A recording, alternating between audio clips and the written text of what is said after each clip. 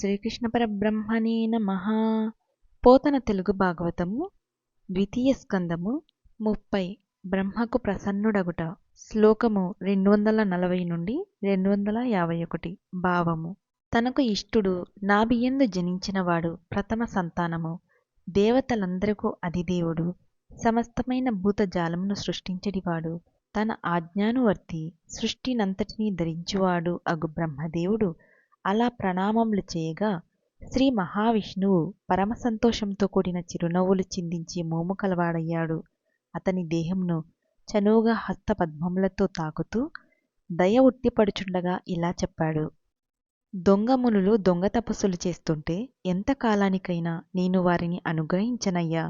ఓ పద్మసంభవ బ్రహ్మదేవుడా, గాఢమైన తపస్సమాధి పొంది చక్కటి సృష్టి చేయాలనే సంకల్పంతో వర్తిస్తున్న నిన్ను అనుగ్రహిస్తాను అని బ్రహ్మదేవునికి సాక్షాత్కరించిన హరి అనుగ్రహించాడు.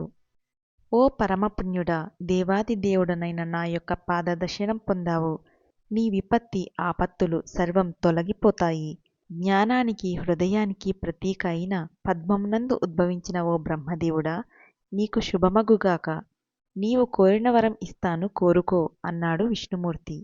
ఓ కమల సంభవుడా, నీ ఎడల ప్రసన్నుడను అయ్యాను కనుక నీకు వైకుంఠ దర్శనం అనుగ్రహించాను. అదంతా అహేతుకమైన నా యొక్క కృపా కటాక్షము మాత్రమే, అంతే తప్ప నువ్వు చేసిన తపో ప్రభావం వల్ల కాదు అని తెలుసుకో.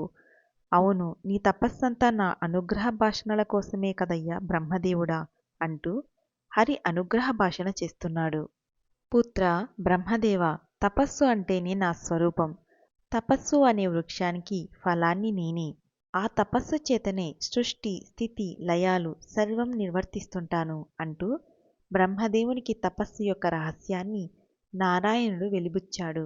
ఓ పద్మగర్భుడా, నీ మనసులో నా భక్తికి తపస్సు ఎలా మూలాధారమో గ్రహించి ఈ విధంగా గాఢమైన తపస్సు చేశావు కనుక ఇంక నీవు మోహకర్మల నుండి ముక్తుడవు అయ్యావు అని సాక్షాత్కరించిన నారాయణుడు అనుగ్రహించాడు. అలా అనుగ్రహించిన విష్ణుమూర్తి ఇంకా ఇలా అన్నాడు: ఓ పద్మభవ, నీ మనోవాంఛితము ఏదైనా సరే కోరుకో, కోరిన కోరిక తీరుస్తాను. అంతటా బ్రహ్మదేవుని ముఖము సంతోషంతో వికసించింది. నారాయణుని భాషణములు వినిన బ్రహ్మదేవుడు: ఓ పరమపదానికి ప్రభువా, పరమయోగులు నిన్ను చేరాలని నిత్యం భావిస్తూ ఉంటారు. దేవాదిదేవ, ఈ సమస్తమైన లోకమునందు నీకు తెలియని విషయం ఒక్కటైనా లేదు కదా. అయినప్పటికీ నా మనసులో మెదలిన కోరికను వినిపిస్తాను. కృపాదృష్టితో అనుగ్రహించుము.